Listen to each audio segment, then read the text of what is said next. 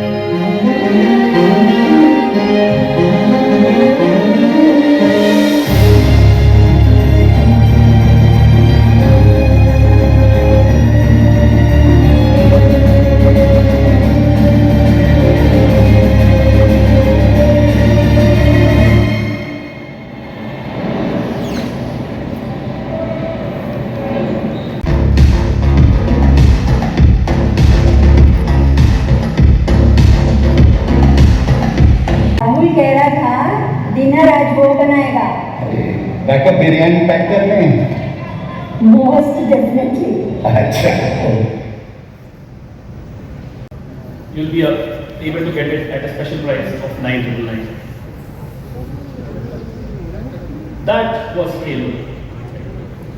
Now.